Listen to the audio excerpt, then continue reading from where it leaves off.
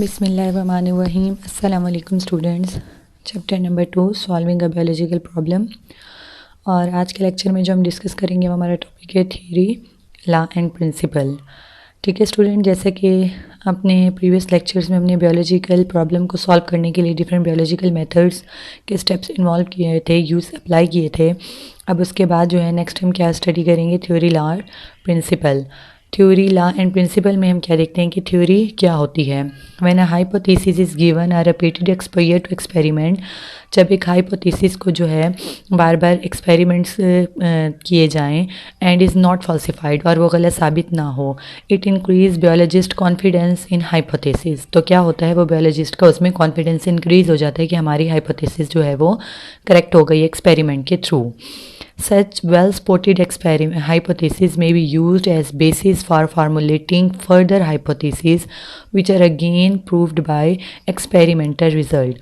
ठीक है, इस तरह की जो वेल सपोर्ट हाइपोथेसिस होती है उसको और किस लिए इस्तेमाल किया जाता है, as a basis for formulating further hypothesis.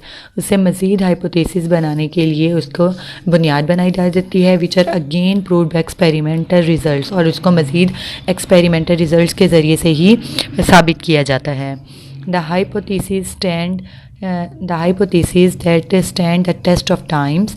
ठीक है, हाइपोथेसिस को जब एक्सपेरिमेंट्स के ज़रिए से बार बार साबित किया जाए कि ये ठीक है, गलत नहीं है, often tested and never rejected, और उसका रिजल्ट जो है कभी गलत ना आए, दे आर कॉल्ड थ्योरीज। ठीक है, हाइपोथेसिस को अब हम थ्योरी कह रहे हैं। कब थ्योरी कह रहे हैं, जब साइंटिस्ट जो है उस हाइपोथेसिस को बार बार टेस्ट करते हैं। यानी अगर एक इंसान ने किसी शहर में एक जगह उसको टेस्ट किया, लेकिन अगर वही वाला हाइपोथेसिस कोई और टेस्ट करता है और वो गलत साबित हो जाता है, ठीक है, तो इस तरह से वो थ्योरी नहीं बनती। वो वाले हाइपोथेसिस जिसको चाहे जितनी बार भी टेस्ट किया जाए लेकिन उसका जो रिज़ल्ट है सबके लिए सेम और एक ही जैसा आए, तो फिर उसको क्या कहा जाता है, उस हाइपोथेसिस को थ्योरी मान लिया जाता है। यानी वो कभी रिजेक्ट नहीं होती, और उसको जितने लोग भी जितने बार भी उसको टेस्ट करें तो वो हमें सही रिज़ल्ट दे। A theory is supported by great deal of evidence. ठीक है, अब थ्योरी जो है उसको बहुत ज़्यादा शवाहिद से, सबूत के साथ उसको सपोर्ट किया जाता है कि जितने बार भी हमने इसको टेस्ट किया, जितने बार भी डिफरेंट साइंटिस्ट ने इसको एक्सपेरिमेंट किया, इसने हमेशा जो है इस थ्योरी का रिज़ल्ट सेम आया है, करेक्ट आया है, तो फिर वो हाइपोथेसिस क्या बन जाती है, थ्योरी बन जाती है। नेक्स्ट ये टाइप बताई गई है थ्योरी की, productive theory keeps on suggesting new hypothesis. ठीक है, जो प्रोडक्टिव थ्योरीज होती हैं उसका क्या होता है कि जैसे जैसे उनको बार बार एक्सपेरिमेंट किया जाता है तो वो नए से नए आइडिया देती हैं, उससे नए हाइपोथेसिस हमें मिलते हैं। And also testing goes on, और इस तरह मज़ीद उन पर टेस्ट भी होते रहते हैं। Many biologists take it as a challenge and exert great efforts to disprove the theories. बहुत सारे साइंटिस्ट जो हैं बहुत ज़्यादा काम करते हैं, एफर्ट लगाते अपनी कि इस थ्योरी को गलत साबित कर दें। हम किसी ना किसी तरीके से, किसी तरह से, अगर इसमें कोई कमी रह गई है, कोई काम नहीं हो रहा पूरा, तो हम इसको किसी तरह गलत साबित कर दें। और अगर थ्योरी इन सर्वाइव सच डाउटफुल अप्रोच, अगर थ्योरी इस तरह के भी सारे प्रोसेस से गुजर आती है, यानी साइंटिस्ट उसको गलत साबित करने की पूरी कोशिश कर रहे हैं लेकिन वो हमेशा जो है ठीक ही रिजल्ट दे रही है एक्सपेरिमेंट के थ्रू, तो इस तरह की थ्योरी जो क्या करे, सर्वाइव कर ले इस तरह डाउटफुल अप्रोच से, सारे डाउटफुल अप्रोच से, and continue be supported by experimental evidence, और उसको जितना भी एक्सपेरिमेंट के ज़रिए गलत साबित करने की कोशिश करें लेकिन वो हमेशा अपना थ्योरी जो है उसका जो रिज़ल्ट है वो करेक्ट आए, पॉजिटिव आए, तो इट बिकम्स लॉ और प्रिंसिपल। तो फिर यहाँ वो क्या बन जाती है, एक असूल बन जाता है, लॉ कानून बन जाता है। यानी अब उसके बाद उसमें कोई तब्दीली नहीं आएगी और वो एक्सेप्ट हो जाता है पूरी दुनिया में। ठीक है स्टूडेंट्स, हाइपोथेसिस को टेस्ट किया, जब वो टेस्ट हमेशा ठीक होते रहे तो थ्योरीज़ बन गई, और थ्योरीज़ पे भी साइंटिस्ट बहुत सारा काम करते हैं ताकि उसको गलत साबित करें। जब वो हर तरीके से गलत साबित नहीं हो सकती तो वो क्या बन जाता है, एक कानून बन जाता है जो पूरी उस चीज़ के लिए पूरा एक अप्लाई होता है। यानी इस प्रिंसिपल के बाद जो है साइंटिस्ट आगे वजह रीजनिंग नहीं सोचते, यही वाली फाइनल प्रिंसिपल होता है और इसी को ही कबूल कर लिया जाता है।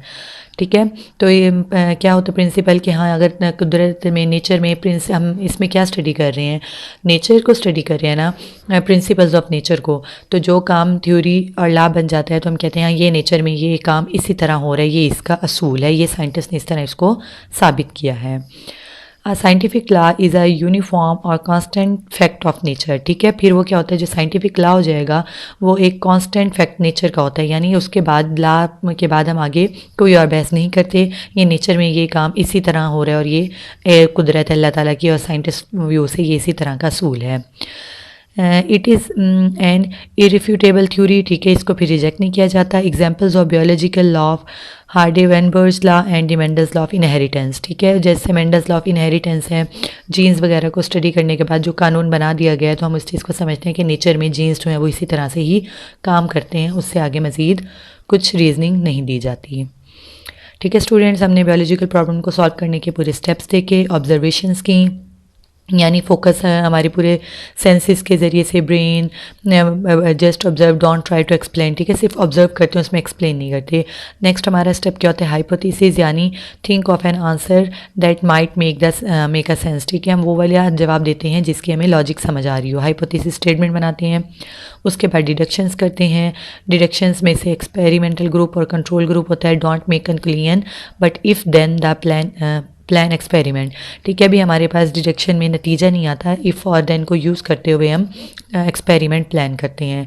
फिर एक्सपेरिमेंट करते हैं जिसमें डाटा ऑर्गेनाइज किया जाता है, डाटा एनालिसिस किया जाता है, समराइजेशन ऑफ रिज़ल्ट की जाती हैं, रिपोर्टिंग ऑफ रिज़ल्ट होती है, डिस्कशन वगैरह के बाद मज़ीद उस पर डिस्कशंस और सेमिनार्स वगैरह के बाद वो थ्योरी बनती है। फर्दर टेस्ट उस थ्योरी को करने के बाद वो क्या बन जाता है, एक कानून बन जाता है। किसी भी नेचर की किसी भी काम के बारे में हम कर रहे हैं तो उस कानून के बनने के बाद वो एक्सेप्ट होता है कि ये नेचर में काम इसी तरह होता है। इसके बाद साइंटिस्ट आगे कोई काम कोई टेस्ट नहीं करते और इसको जितने बार टेस्ट किया जाए ये हमेशा सेम ही एक करेक्ट रिजल्ट देता है। ओके स्टूडेंट्स, यहाँ तक का हमारा थ्योरी लॉ एंड प्रिंसिपल का टॉपिक कंप्लीट होता है। जज़ाकल्लाह, अल्लाह हाफिज़।